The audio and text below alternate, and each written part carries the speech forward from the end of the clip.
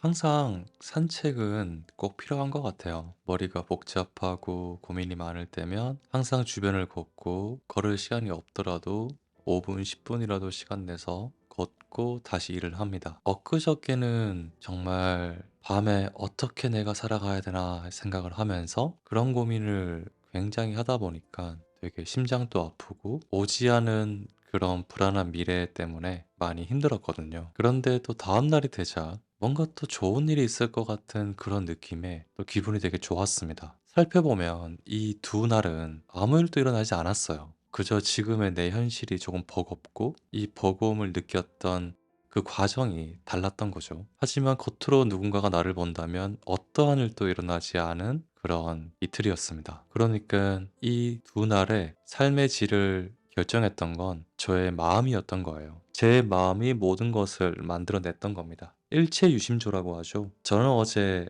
자기 전에 문득 이 말을 떠올렸어요. 이상하죠. 갑자기 일체유심조구나 라는 그런 말이 제 입 밖에 나왔습니다. 제 마음에 따라서 똑같은 하루도 평범한 하루도 달라질 수 있다는 거죠. 그래서 마음이 만들어낸 어떤 괴물 같은 순간들, 마음이 만들어낸 천국 같은 순간들을 가만히 살펴보는 것도 중요하지만 그 마음이 어떻게 작동하는지를 알면서 그저 고요함을 지키는 것, 그것이 정말 필요하지 않나 오늘 생각을 해봅니다. 마음은 그저 마음입니다. 어떤 분들은 에고에 휘둘리지 마라 이런 말도 하죠. 같은 말이라고 생각을 해요. 지금 나에게 주어진 건 이 하루입니다. 지금 이 순간이죠. 유일하게 저 스스로에게 너 잘하고 있어 라고 말할 수 있는 그런 부분이 있다면 지금 할 수 있는 최선을 다합니다. 오늘 할 수 있는 최선을 다하고 그렇게 하루를 마무리하는 거죠. 그렇게 최선을 다하는 것만이 나 스스로에게 나 자신이 해줄 수 있는 것이고 되도록이면 부정적인 마음에 휘둘리지 않는 것 그리고 아주 긍정적인 마음에도 휘둘리지 않으며 고요함을 지키는 것. 저는 이것이 요즘 저에게 가장 필요하지 않을까 이런 생각을 해보네요. 똑같은 하루라고 해도 마음이 달라지면 모든 것이 달라집니다.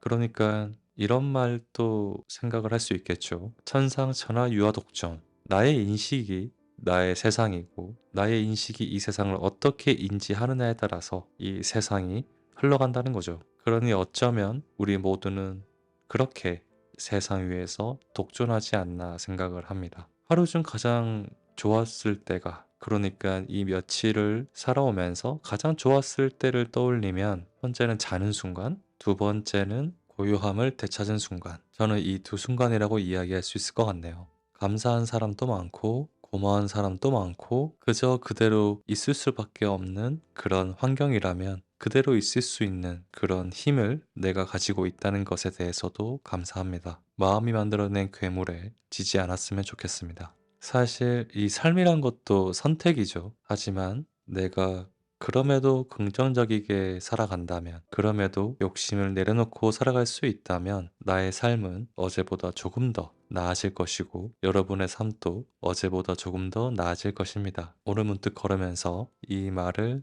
해드리고 싶었습니다. 모두들 좋은 하루 되세요.